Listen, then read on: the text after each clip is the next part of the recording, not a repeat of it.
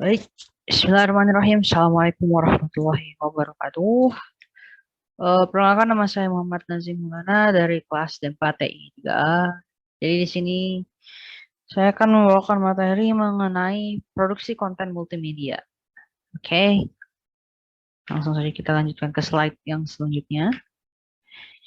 Sebelum itu, ada hal yang perlu kita ketahui terlebih dahulu, yakni pengertian dari sistem multimedia. Jadi, apa sih sistem multimedia itu? Jadi secara sederhana bisa dikatakan multimedia itu memiliki arti atau kaitan yang erat dengan beragam media, bisa dari teks, audio, grafik, komunikasi, dan bahkan animasi. Yang tujuan utamanya itu adalah untuk melakukan penyampaian informasi atau hanya sekadar untuk berkomunikasi. Jadi dapat disimpulkan bahwa produksi konten multimedia itu adalah penggabungan beberapa media dengan bantuan dari teknologi untuk menghasilkan satu produk multimedia yang bisa digunakan sebagai sarana untuk menyampaikan informasi dengan tujuan komunikasi. Oke, lanjut ke slide yang selanjutnya. Pengembangan aplikasi multimedia. Oke, ketika ingin melakukan pengembangan aplikasi multimedia, ada dua hal penting yang perlu kita ketahui terlebih dahulu atau perlu kita gali terlebih dahulu, yakni target audience atau target penonton dan juga tujuan dari program multimedia. Oke. Oke, pertama adalah target audience. Target audience adalah sasaran kita lah. Jadi maksudnya video, bukan hanya video, maksudnya produk multimedia ini nantinya akan lebih merujuk ke siapa gitu dibuatnya. Ya, ada beberapa ciri yang bisa kita ada beberapa parameter yang bisa kita jadikan petunjuk mengenai target audiens kita, mulai dari umur dan tingkat pendidikan, ya. Jadi kira-kira produk ini biasanya akan cocok untuk orang dengan usia kisaran berapa, kemudian biasanya untuk yang tingkat pendidikannya apa, apakah dia SD, SMP, SMA, ataupun bahkan kuliah, atau mungkin yang sudah bekerja. Kemudian gaya bicara dan cara belajar, hal itu juga berpengaruh sebenarnya, karena cara kita menyampaikan informasi dan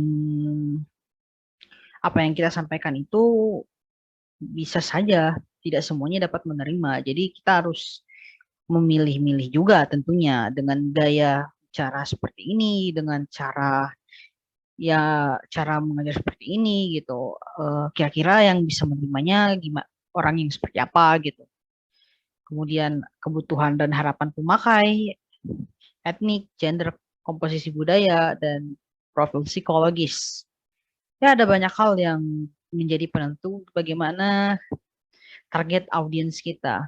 Karena selain dari gaya bicara tadi, apa yang ingin kita berikan itu harus juga sesuai dengan bagaimana kebutuhan dan juga bagaimana harapan dari orang yang nantinya akan memakai produk multimedia kita.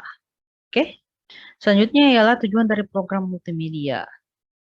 Jadi di sini tujuannya yang dimaksud adalah nanti produk akhir yang kita hasilkan itu ingin seperti apa gitu. Ya, apakah dia dalam bentuk video, apakah dia dalam bentuk sebuah sketsa atau dalam bentuk apa itu. Nah, itu ya hal yang perlu kita tentukan. Nanti eh, pengguna atau user nanti ini akan menerima produk kita tuh dalam bentuk apa? Video ataupun mungkin sebuah produk apa gitu.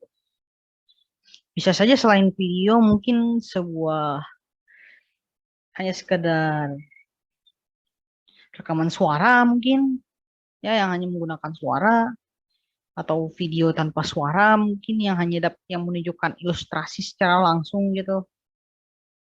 Ya, kurang lebih seperti itu. Setelah mengetahui dua hal tadi, barulah kita bisa memulai untuk mendesain proses konten multimedia. Jadi untuk desainnya sendiri, ada beberapa hal yang harus kita penuhi terlebih dahulu.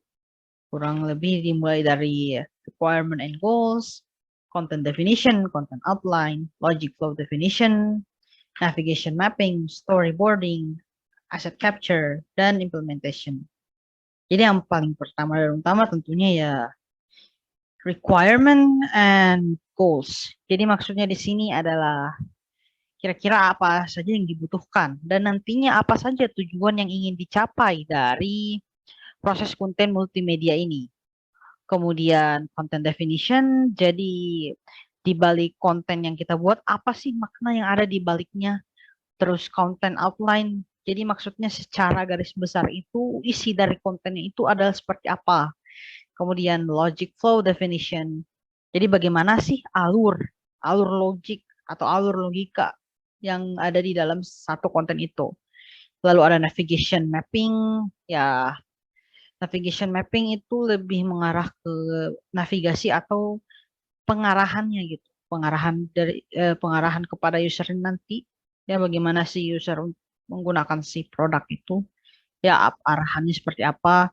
Kemudian storyboarding, lalu ada asset capture, dan ya terakhir ada implementation. Jadi jika semuanya sudah terpenuhi, hal yang perlu kita lakukan selanjutnya adalah implementasi.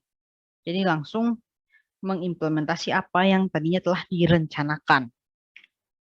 Nah, jikalau seluruh hal tadi sudah terpenuhi, maka selanjutnya adalah melakukan pengembangan multimedia atau langkah multimedia. Nah, langkah multimedia ini terdiri dari beberapa langkah. Ada concept definition, storyboard, development of multimedia building block, authoring, testing, dan revisi, kemudian delivery. Tentunya setelah tadi sudah dilakukan perencanaan, pastinya akan langsung dieksekusi mulai dari definisi konsep hingga nanti delivery atau bagaimana cara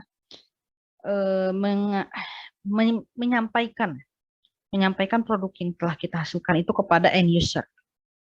Oke, lanjut. Tadi sudah disinggung beberapa kali mengenai storyboard atau storyboarding. Ya. Jadi storyboard ini adalah desain sketsa yang disusun secara berurutan sesuai dengan naskah cerita yang telah dibuat. Jadi karena tadi telah dilakukan perencanaan hingga penentuan logik, ya kalau misalkan hal tersebut udah ada, akan lebih mudah untuk membuat sebuah storyboard. Jadi storyboard itu gambaran secara ringkas lah gambarannya ini, tapi udah dalam bentuk visual, udah ada gambarnya nanti akan seperti apa sih per adegan, atau mungkin bisa dibilang per adegan aja lebih mudah kali ya. Nah, dengan adanya storyboard ini, pembuatan cerita bisa menyampaikan pesan atau ide dengan lebih mudah kepada orang lain maksudnya. Jadi dengan begitu ya penonton juga bisa menangkap maksud dan tujuan dari cerita yang telah dibuat. Jadi apa yang telah dibuat itu maksudnya bisa tersampaikan dengan mudah lah kepada si penontonnya sendiri. Nah, ini ada beberapa contoh ya. Ini yang pertama ini adalah sebuah contoh dari storyboard sederhana. Ini storyboard sederhana ya.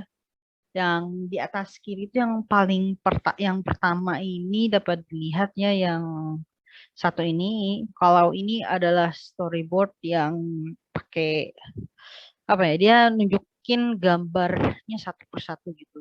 Jadi ini nanti adegannya akan jadi seperti apa gitu, urutan-urutan adegannya.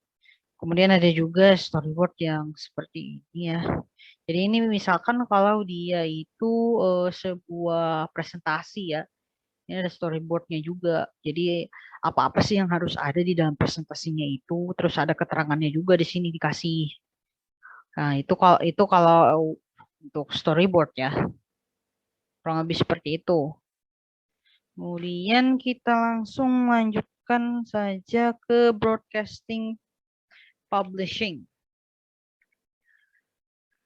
Jadi broadcasting publishing ini lebih mengarah ke kegiatan yang dilakukan untuk melakukan penyiaran atau penyampaian informasi atau produk yang nantinya dihasilkan dari proses pengembangan multimedia.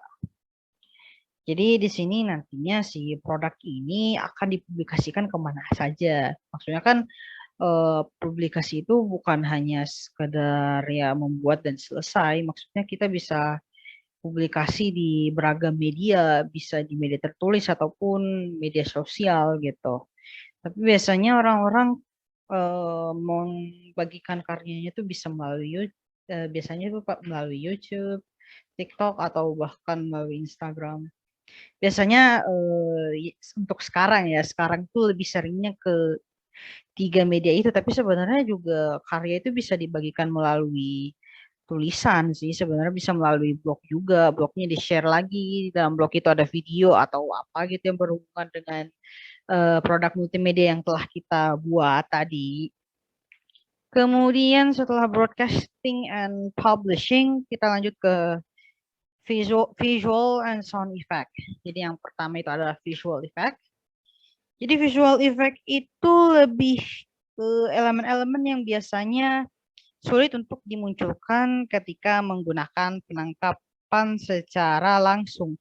Jadi maksudnya di sini kita tidak dapat menggunakan kamera untuk mendapatkan hasil tersebut, sehingga untuk bisa mendapatkannya kita harus melakukan yang namanya sebuah manipulasi gambar. Jadi di sini kita melakukan editing terhadap video yang telah didapatkan sebelumnya dan menambahkan animasi atau efek apa saja di dalam video tersebut sehingga terlihat seperti nyata. Untuk contoh dapat dilihat dari gambar ini adalah gambar yang pertama, yang dimana gambar ini merupakan gambar dari pengambilan video untuk film Black Panther. Oke, lanjut. Jadi tadi seperti yang telah saya jelaskan, untuk gambar yang pertama ini atau gambar yang di atas ini yang sekarang ditampilkan itu adalah gambar proses syuting ya. Jadi sebenarnya gambar yang ditangkap oleh kameranya adalah seperti ini, tapi kalau misal setelah mendapatkan visual effect, hasil akhir yang didapatkan juga berbeda. Nah, hasilnya malah seperti ini. Padahal jika kita lihat pada pengambilan gambar aslinya, pesawat yang di atas itu yang terbakar itu sebenarnya nggak ada, tapi karena adanya visual effect, jadi gambarnya itu dimanipulasi sehingga yang kapalnya tadi nggak ada jadi ada gitu. Kemudian langsung kita lanjutkan ke sound effect. Jadi sound effect ini adalah suara-suara. Kalau misalkan visual effect tadi adalah efek-efek gambar, sound effect ini lebih ke arah suara-suara tambahan yang diberikan kepada video. Tujuannya apa? Tujuannya itu adalah untuk membuat penonton semakin merasakan bagaimana sebuah situasi dalam sebuah video itu. Jadi penonton tuh lebih dia terbawa ke suasana filmnya. Jadi mereka lebih dive in ke dalam video yang dibuat ya. Biasanya sound effect itu lebih ke arah ke dalam sebuah video gitu. Kemudian untuk sound effect sendiri kita harus berhati-hati ya, karena tidak semua sound effect itu free. Ada yang namanya hak cipta. Jadi harus berhati-hati saat memilih sebuah sound effect. Kalau bisa carilah sound effect yang anti copyright, kayak seperti salah satunya yang ini.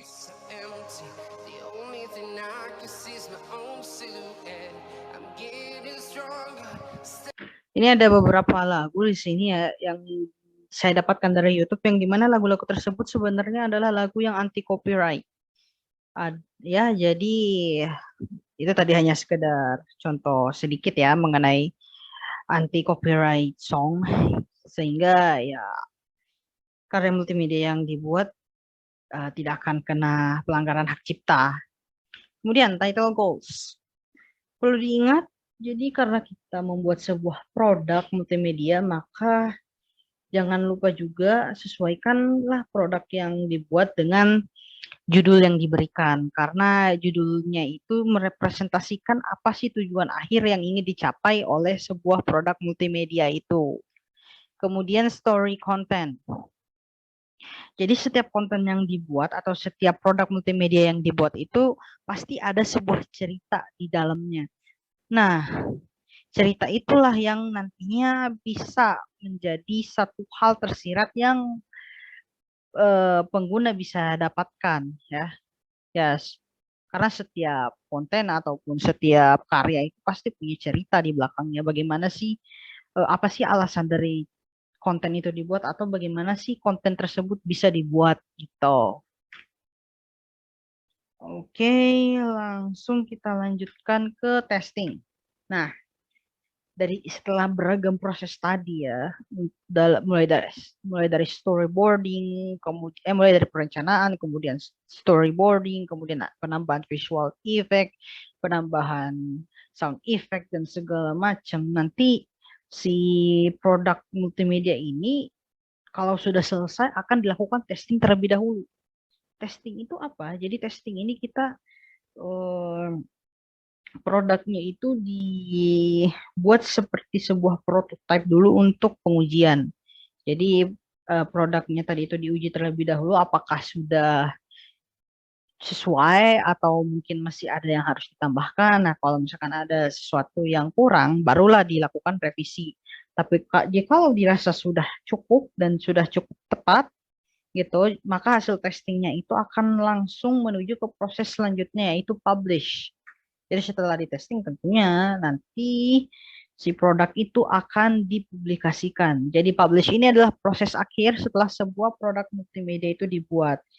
Jadi produknya itu setelah di testing akan langsung dipublikasikan untuk umum sehingga masyarakat secara umum juga bisa dapat menggunakan produk tersebut dan tentunya dipublishnya sesuai dengan